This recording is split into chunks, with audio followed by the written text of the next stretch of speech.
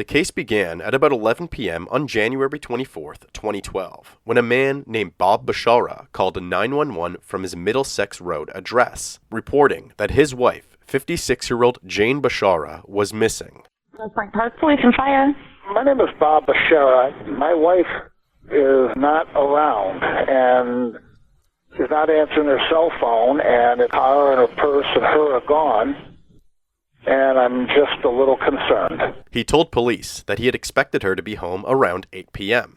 He said he thought she was running an errand. Jane's family said that she had left for work around 5:30 a.m. and arrived home in Grosse Pointe Park at around 6 p.m. Bob returned home just 2 hours after Jane, at approximately 8 p.m. When he doesn't hear back by the afternoon of the following day, he calls the police again. Yeah, hi, this is Bob Bashara calling back. Yes, sir. Okay, I still not heard from her. She's not shown up. I mean, this is way out of the norm for her, so I'm very concerned. Jane was found dead later that day, January 25, 2012, in the back of her Mercedes-Benz SUV, which was spotted parked in an alleyway near Pinewood Avenue and Annott Street in Detroit's East Side, an area which is run down and considered to be one of the roughest locations in Detroit due to a higher crime rate and a large amount of unkempt homes. A tow truck driver found her inside the SUV, which he was called to come and tow away. An autopsy took place the following day, and on January 26th, the autopsy revealed Jane Bashara's cause of death, which was strangulation. The coroner also noted that they believed that there was no weapon involved and that Jane was missing a fingernail. This information was not immediately released to the family. The next day, Bob was asked to attend an interview at the Grosse Pointe Park police station, and at around 9 p.m., he did just that. Tell me, was that the cause of death? Strangulation? Well, I met with Dr. Diaz today. There was some trauma to her, obviously, that caused her death, but he is meticulously going through it again tomorrow. Okay. People are asking me, my kids want to know, how did mom die? I had nothing to say to them. Well, I understand. I talked about doing work on taxes and then reconfirmed that I had nothing Tuesday evening and nor did she. Because it was cold, I was working mostly outside. I would go in the Hard Luck Lounge. I think I went in there about 5:15, had a drink, and then I came back out, went back to work. I said, come on, I'm up at the Hard Luck working. He said, I can be there in 10, 15 minutes. I said, great, and then we had a couple drinks. Okay, you arrived around what time, sir? About 7, 10.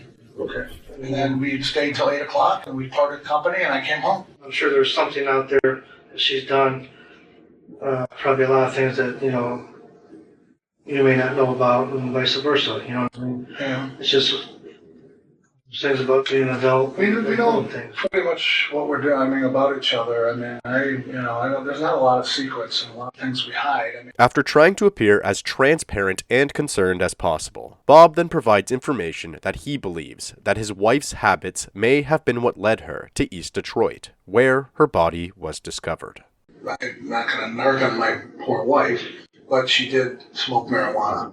Okay. She, took a couple puffs before she went to bed, helped her sleep. I saw no trouble in it. I didn't really know where she was getting it from, but I wasn't going to question it, and I let her do her thing. Okay, so that's another angle, which is an important angle, because maybe she went to buy something, and exactly. Where could she go? Now we're looking at maybe bordering dope houses where they sell weed. I appreciate you coming in and doing that for us today. I'm happy to cooperate as much as I can.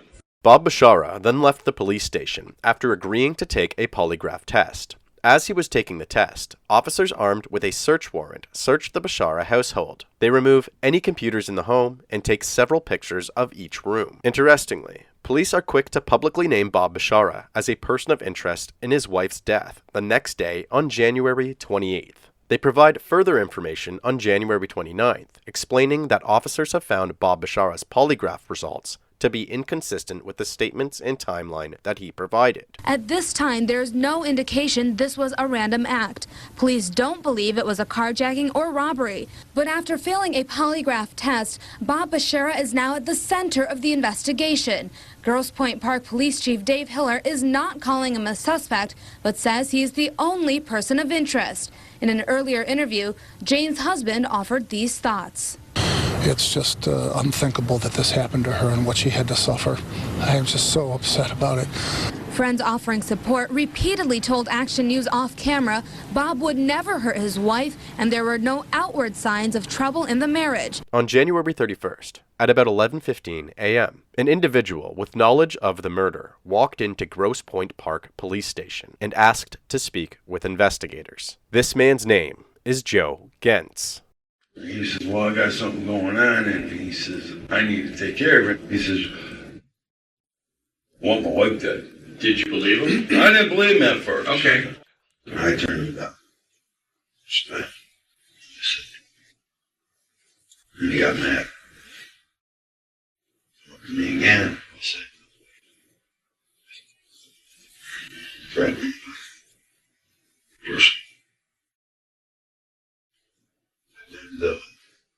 I was a dead. Joe Gentz was pointing the finger at Bob, claiming that Bob was forcing Joe to help him get rid of his wife by a specific date. Joe also made claims that Bob threatened to have him murdered if he did not cooperate. The investigators then expressed their disbelief in Joe's story, which resulted in some explosive reactions. I ain't feeling with no crap. Joe then decided to bite the bullet and confess to Jane's murder.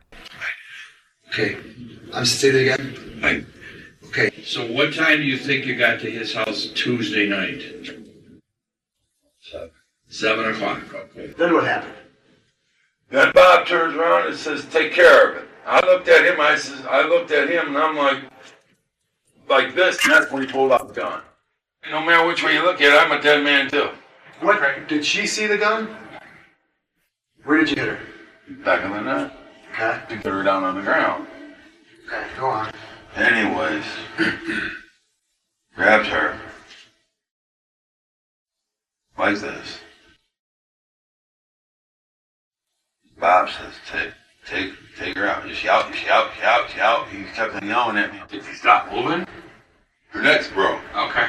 Why do you think the neck is broken? Did you hear something crack? I heard it crack. Okay, sit down. You want some water? How much was he supposed to pay you? 8. 8 what? Oh. 8,000? Plus a kid. He says, the deadline, whatever the deadline is. I gotta get this done, and it's big. Whatever it is, it was big. Everything happened on that driver's side of the vehicle. There was nothing on the passenger side whatsoever. Where'd you leave the keys? On the floor. Did Jane have any personal effects of her? Wallet, ID, purse, anything like that? Yep. Okay, where was that at? Bob threw it in there. Threw it in where? In the vehicle. Where at in the vehicle? On the floor. Front, back? Front. So Bob asked 1, 2, 3, 4 people to do a hit. Besides myself. Like I said, I know I'm a dead man walking. Because I don't know who he knows. I know he has the neighbor next door, which is a mafia connection. And he has somebody else. I don't know who else he has. Bob told me to be there regardless of what happens. Otherwise, I'm a dead man. Like I said, he already had somebody looking out. Make sure I did what I had to do. I was already told. Can I give you a little bit of, do you think he's this all-powerful mafia guy? Let me ask you this straight up. I have no idea. Do you think he would contract you out to do this hit if he was that powerful? I don't know. Absolutely not. I have no idea. So you need to calm down and realize that I have no idea. You're a little paranoid about the whole thing, and that's absolutely understandable. All I know is I was told. By whom? By Bob. That someone was going to be following. Yes. The same guy that you are fearful of. I didn't say. Start thinking about this, though. Listen, Joe. Listen to what you're telling me. What do you want me to do? I know that, but you need to calm down and realize that a lot of this stuff is not what it is. Okay? He's not this all-powerful guy who's got... If he did, he wouldn't be calling you and forcing you to do it. He'd have made guys or whatever. I don't know how that He already works. said he was going to have a whole bunch of other people if I couldn't do it. Even now, why would he force you to do it? That's a good question, Ellie. Yeah, no kidding. So I wouldn't worry about it. He's not that powerful.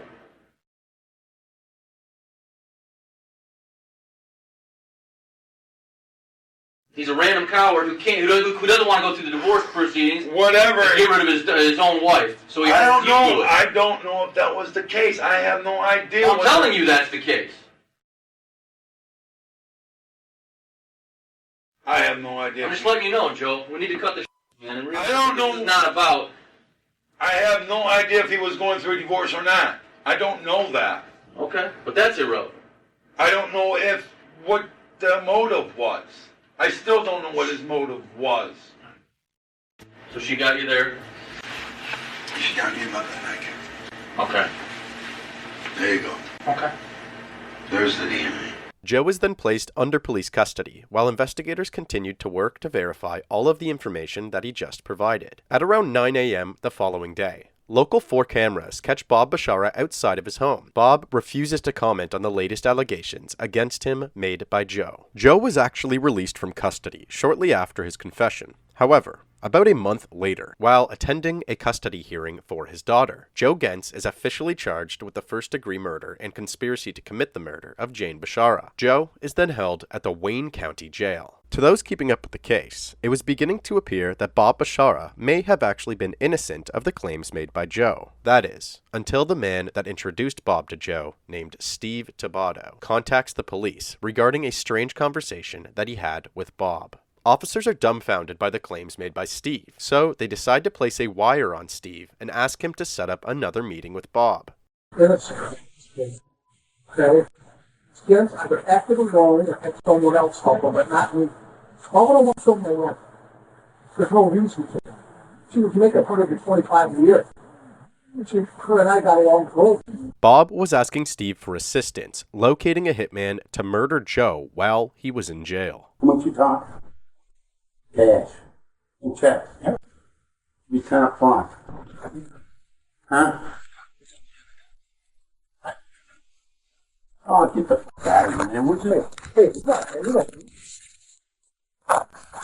what do I got a wire? At this point in the conversation, Bob was wondering if Steve was wearing a wire. So, in Steve's words, he bent over and mooned him. This was apparently enough for Bob to continue with the conversation. Yeah, I think I can get somebody to go in there. He'll go in there, yeah.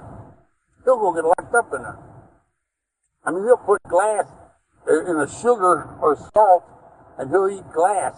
He'll tear up his hole inside, he'll drop that in 2 days. Yeah. Whatever. Okay. Just get your money together. Joseph, yes or no? Yes or no? 80%, 90%? Yes. Here's 2. Minutes after this conversation took place, on June 26, 2012, Bob Bashara is arrested and accused of trying to solicit the murder of Joe Gentz while Gentz was still in prison. Bob stayed silent for several days after his arrest, until he is confronted with the audio from the wire. He then confesses to the attempted solicitation of the murder of Joe. Bob also apologizes and pleads for forgiveness. On December 10, 2012, the judge overseeing Bob's case sentences Bob Bashara to a minimum of 6.5 years in prison, or a maximum of 20 years. Joe Gentz was also sentenced to 17 to 28 years in prison for the murder of Jane Bashara.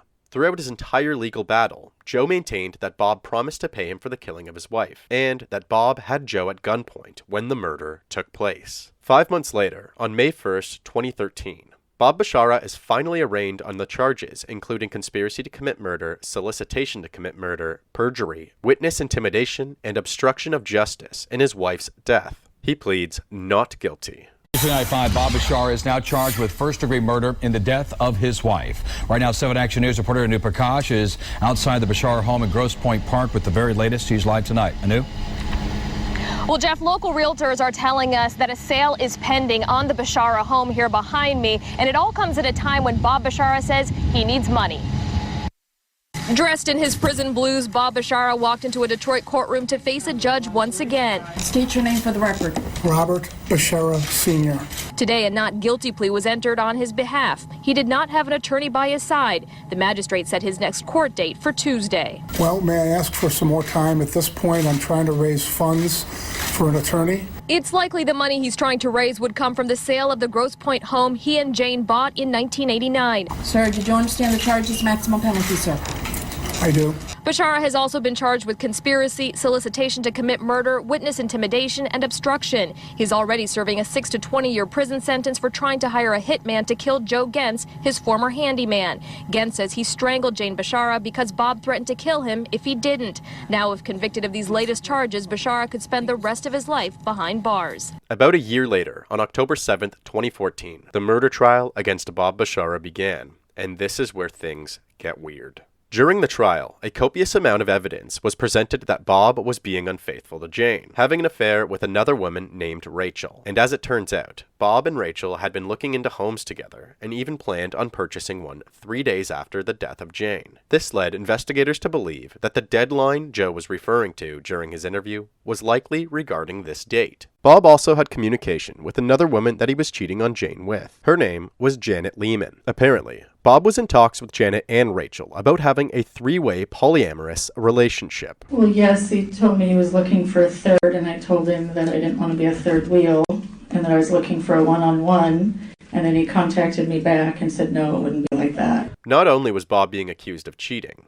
investigators also found a basement under a property that Bob owned. Inside this basement was a bed, leather clothing, masks, whips, hooks, and something described as a 360 spiderweb-like device. Visitors would almost always be wearing tight leather clothing that was considered to be provocative. There was also one specific witness that spoke to investigators that had actually been inside the basement. She said the basement was known as the dungeon. And so, understanding the draw and the excitement, I had to see the dungeon. Apparently, the dungeon was a place for Bob to practice BDSM, otherwise known as dominant and submissive intercourse. This witness explained that she herself was interested in this type of thing, and it is most common for people of the same interest to find others through web ads or through word of mouth. They then meet blindly in locations such as the dungeon. She also said that Bob was referred to anybody that had visited this location as Master Bob. Not only was Master Bob living multiple lives, there was also some evidence regarding the claims made by Joe. A technician from Bob's cell phone company testified that Bob had made 472 calls to Joe within the month leading up to Jane's death. And on the morning of her murder, he had attempted to call Joe over 20 times. The prosecution then had Joe arranged to testify against Bob during his trial. However, once Joe was seated in the courtroom, he told the court that he decided that he did not want to do so. Is your desire at this time not to testify for either party? No, ma'am. Bob's attorneys went on to refute the accusations made against Bob by stating that Bob had no reason to have his wife murdered, even if he were cheating or living a double life. They tried to substantiate this by stating that Bob had actually been married in the past and was able to swiftly deal with the divorce. So for what reason would he not just divorce Jane as well? They also tried to argue that the calls made to Joe were simply regarding some handiwork, as that's why the two were connected in the first place. Despite Bob admitting to participating in several acts that took place in the so-called dungeon, Bob would claim that Jane was completely aware of this part of his life. Bob's attorneys would then go on to claim that the inclusion of these statements and accusations regarding the BDSM dungeon should not have been allowed into the trial, as it is completely irrelevant to the case and may continue to damage Bob's character. The jury began their deliberations on December 11th, 2014, after 2 full months of testimony. And just 1 week later, on December 18th, 2014, Bob Bashara was found guilty on all counts. In the case of the people of the state of Michigan versus Robert Bashara, will you please read your verdict form as marked as to count 1, conspiracy to commit homicide, murder first degree premeditated. Guilty of conspiracy to commit homicide, murder first degree premeditated. As to count 2, solicitation of a homicide, murder. Guilty of solicitation of a homicide, murder. As to count 3, homicide, murder first degree, premeditated. Guilty of homicide, murder, first degree, premeditated.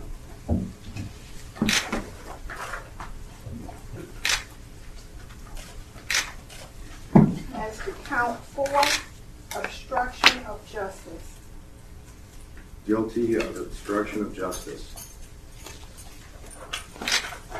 Bob was sentenced to life in prison in January of 2015. He appealed his convictions, making claims that his rights were violated by an ineffective defense. He also went on to claim that he was denied a fair trial. Joe went on to write a letter to the judge, stating that Bob was actually completely innocent in the murder of his wife, and that Joe wanted to make things right. So, he was then given the chance to change his story by testifying in court. What, this? Yes.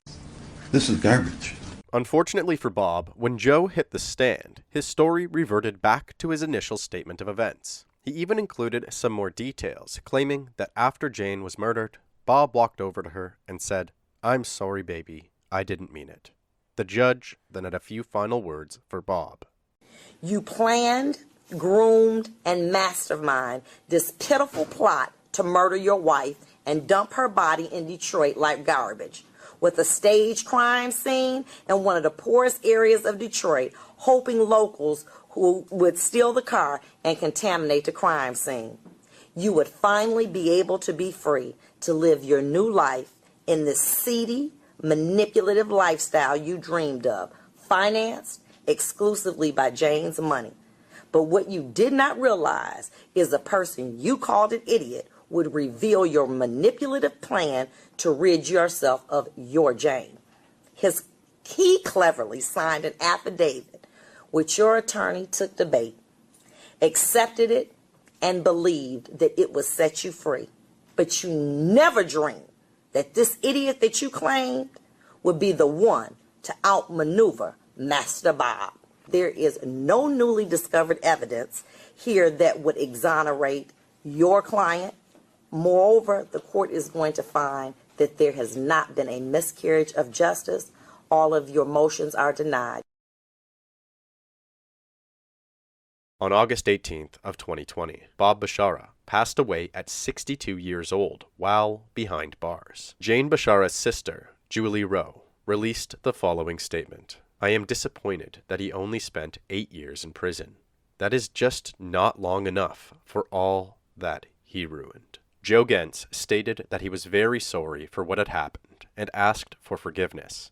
He maintained that Bob Bashara promised to pay him for the killing of his wife. Wayne County Judge Vonda Evans told Joe that despite his limited mental ability, he knew right from wrong and good from bad. Joe Gentz will be eligible for parole in 2030. He will be 66 years old.